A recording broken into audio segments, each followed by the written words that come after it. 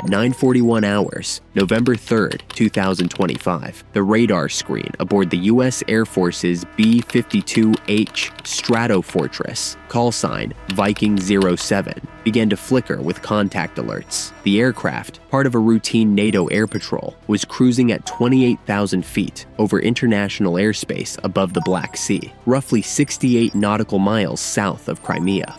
But what started as a standard mission of strategic presence quickly evolved into one of the most tense air encounters of the year. At 9:44 hours, NATO's Airborne Early Warning and Control System, AWACS aircraft, orbiting near Romania, transmitted a priority alert. Multiple fast movers, origin Russian airbase Belbek, tracking east-south trajectory, vectoring toward Viking 07. Two Russian Su-35S Flanker E interceptors had scrambled, their transponders off, descending from 35,000 feet and accelerating beyond Mach 1.5. Their radar signatures appeared just long enough for NATO command to confirm the identification before disappearing again. Inside the B-52 cockpit, Lieutenant Colonel Marcos Hayes, the mission commander, switched to secure frequency. A WACS, confirm intercept. We are continuing on flight path. Bravo 3, no deviation. NATO protocol was clear. As long as the B-52 remained in international airspace, there was no legal violation. But Russia viewed these bomber patrols differently. To Moscow, they were symbolic power plays, reminders that America's long-range reach was watching, always. By 9:47, the Su-35s closed within visual range, less than 1.2 nautical miles. Their sleek silhouettes shimmered in the morning haze. One aircraft slid beneath the B-52's left wing, so close that its engine exhaust rattled the bomber's fuselage. The American crew held formation, cameras recording every move. "They're trying to provoke a roll," the co-pilot muttered. "Stay steady," Hayes ordered. "They want video. Let them have it." The Russian pilot's maneuvers were anything but routine. He rolled inverted, flying upside down just 300 feet above the American bomber, a display of aggression unseen since the Cold War. At 9:49, the NATO Combined Air Operations Center, SEOC, Torrejon, Spain, issued a Level 2 intercept alert, authorizing two F-16s from the 481st Fighter Squadron in Romania to scramble. Within 4 minutes, they were airborne. Meanwhile, intelligence officers at U.S. European Command, EUCOM, began cross-referencing radar pings from the USS Roosevelt, a U.S. destroyer stationed in the Black Sea. The destroyer's SPY-1D radar confirmed multiple low-altitude Russian fighters operating without flight plans, an apparent coordinated show of force. At 9:52, one of the Su-35s released flares, not as a signal, but as an intimidation move. The B-52 crew watched as streaks of bright magnesium burned against the deep blue sky, reflecting off the sea below. Seconds later, the Russian aircraft repositioned to the bomber's front arc directly in its flight path and executed a dangerous close pass, cutting across the B-52's nose at less than 100 feet separation. The turbulence hit like a wave. "We got wake turbulence," Hayes shouted. "Stabilizers compensating. Hold trim." For 6 seconds, the bomber dropped 800 feet, alarms blaring across the cockpit. Then, just as suddenly as it began, the skies cleared. The Russian jets banked away toward Crimea. At 9:57 hours, NATO controllers declared a hostile intercept concluded, but the event was far from over. Within minutes, U.S. intelligence analysts detected that the Russian aircraft had been operating in coordination with two ground-based radar arrays near Sevastopol and a Krasika 4 electronic warfare system. The jamming signature, low-frequency broadband noise bursts, had attempted to interfere with the B-52's communication uplinks. It wasn't just an intercept, it was a signal. A claimed source within NATO operations told Global Warfare Report that this was likely a Russian rehearsal for GPS denial tactics, part of Moscow's ongoing strategy to disrupt U.S. long-range strike coordination across across the Black Sea theater. At 10:04, the F-16S from Romania established visual contact with the retreating Su-35s, shadowing them from a distance of 10 nautical miles until they crossed back into Russian airspace. But what they didn't know yet was that the intercept wasn't random. Russian surveillance satellites had been tracking the B-52's route since takeoff from RAF Fairford, England, 6 hours earlier. Every maneuver, every altitude change had been mirrored by Russian radar grids across Crimea, Kaliningrad, and southern Russia. And now, analysts feared the intercept was just a dress rehearsal for a larger electronic warfare campaign targeting NATO's strategic bombers. At 10:12 hours, the U.S. European Command issued a command situation report, SITREP 1. Russian Federation aircraft executed unsafe intercept of U.S. Air Force B-52H. No casualties. Aircraft returned to base. Further analysis underway. But inside NATO command rooms from Brussels to Ramstein, generals were already reading between the lines. If Russia was willing to risk a near collision with an American bomber over international airspace, what came next might cross an even darker line. And just as those discussions began, a second radar contact appeared. 2 more Russian aircraft, inbound from the east. The intercept wasn't over. It was about to escalate.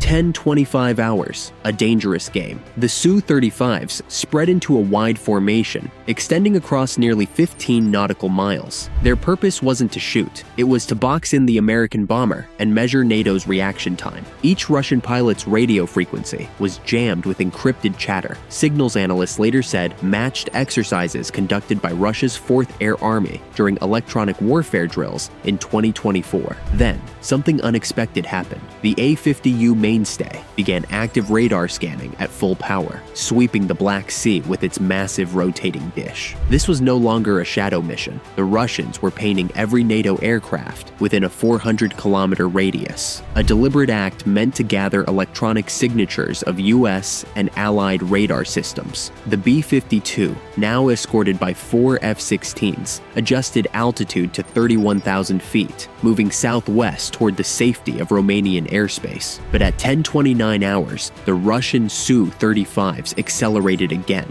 one climbing to 37,000 feet, another diving to sea level, forming a pincer movement around the U.S. formation. They're closing fast. Vector 076, distance 12 miles, came the AWACS warning. Copy, replied the NATO air commander. Maintain defensive posture, weapons cold. No one fires first inside Viking 07. Tension was palpable. The crew watched as one of the Russian fighters flew beneath them again, so close that its vapor trails shimmered against the B-52's silver belly. The bomber's tailgun cameras recorded every second. At 10:31, a pulse rippled through the B-52's instruments. Communications flickered, then stabilized. EW interference detected, said the navigator. Source? Unknown. Possibly ground-based jammer out of Crimea. The Krasika 4 electronic warfare system, the same type identified earlier, was now actively targeting NATO frequencies. The B-52's secure data link went offline for 47 seconds, long enough to cause a temporary blackout in situational awareness across the U.S. bombers' consoles. That 47 seconds would later become one of the most studied incidents in NATO's 2025 review of electronic warfare vulnerabilities. 10:34 hours, reinforcements arrive high above the confrontation. A KC-135 Stratotanker on standby received orders to reroute. 2 more American fighters, F-15EX Eagles, were scrambled from Lask Air Base, Poland, accelerating south to reinforce the defensive corridor. Within 12 minutes, they'd be over the Black Sea. Meanwhile, NATO surveillance satellites tracked a Russian Il-20M reconnaissance aircraft taking off from Mozdok Air Base, likely tasked with recording radar signatures of NATO assets. The sky was now crowded, over 15 military aircraft from 5 nations, all operating in proximity, separated only by invisible boundaries and mutual restraint. At 10:37, the AWACS relayed a secure message. All units, Command Alpha reports elevated readiness. U.S. European Command has initiated Defcon 3 watch posture for Black Sea region. It wasn't full alert, but it was close. The last time NATO entered Defcon 3 readiness in Europe was during a Russian bomber patrol near Norway in 2018. 10:40 hours, crossing the line. Then came the spark. One of the Russian Su-35s, tail number 57 red, identified later by satellite imagery, locked its radar onto one of the NATO F-16 for a full 6 seconds. It was enough to trigger every warning light in the American cockpit. Radar lock. Bandit at my 2 o'clock, distance 8 miles. Brake right, flare now. The F-16 pilot executed a defensive role, deploying flares. The Russian fighter peeled away, but maintained pursuit distance, circling the formation like a shark. For 6 seconds, the world held its breath. This single act, sources later claimed, was part of a deliberate Russian tactic to simulate engagement and test NATO's rules of engagement threshold. They wanted to see how far they could go before drawing fire. Back at the Roosevelt, the Aegis radar operators switched to target illumination standby. The destroyer could have launched SM-6 interceptors within seconds if ordered, but that order never came. Instead, U.S. Naval Command maintained fire discipline, knowing one missile launch could ignite an international crisis. At 10:46 hours, NATO officially declared the situation critical unstable. All aircraft were ordered to disengage and hold distance until command re-established control. 10:50 hours, the turning point. The Russian fighters regrouped on the eastern edge of the Black Sea. The A-50U began turning north, signaling the end of its mission window. For a moment, it appeared the crisis was cooling. Then, another message flashed through NATO's encrypted network. Unidentified radar emissions, origin unknown, bearing 045. It wasn't Russian this time. It was Turkish radar, tracking the same area from its northern outposts. Ankara had activated its early warning network, concerned that the incident could spill into its air defense zone. By 10:55 hours, what began as a Russian intercept had drawn in 3 NATO members and triggered global intelligence alerts. Inside the Pentagon, the Joint Chiefs Operations Center had gone fully active. Analysts compared the radar signature patterns to those recorded in April 2023, when Russian fighters harassed a U.S. drone over the Black Sea. The similarity was unmistakable. 11:02 hours. America responds. Finally, the order came. U.S. European Command authorized Operation Silent Edge, a rapid reaction air defense demonstration. Within 15 minutes, a pair of F-35A stealth fighters from Aviano Air Base, Italy, were airborne, silent, radar absorbent, invisible to Russian sensors. Their mission: shadow the intercept zone undetected and record every electronic emission. At 11:18 hours, those stealth jets entered the Black Sea theater, operating 25,000 feet above the confrontation, unseen.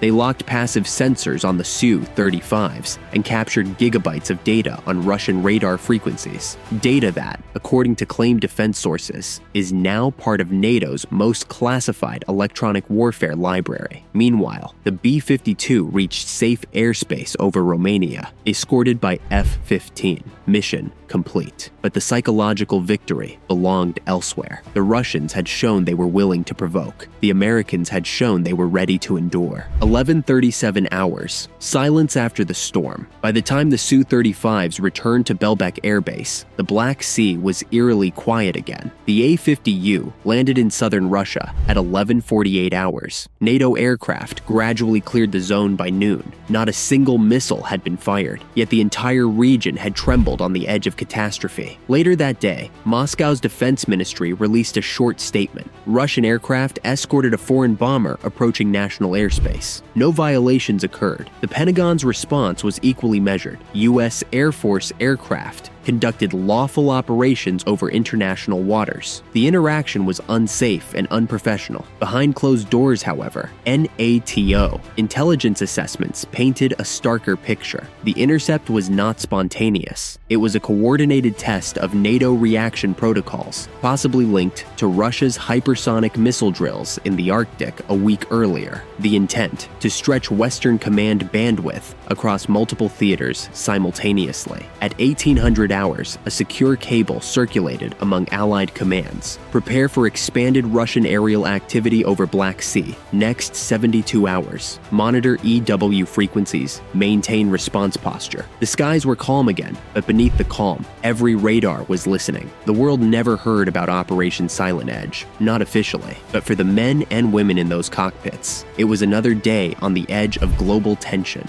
The intercept near the Black Sea wasn't a battle, it was a message, a reminder reminder that in 2025, war no longer begins with gunfire. It begins with a radar lock, a jamming pulse, or a single pilot deciding to fly too close. And as the sun set over the Black Sea that night, NATO's eyes turned north, knowing this wasn't the end, just another rehearsal for the next crisis. Because in this new era of silent warfare, one truth remains unchanged. The first move belongs to whoever dares. The last move belongs to whoever endures.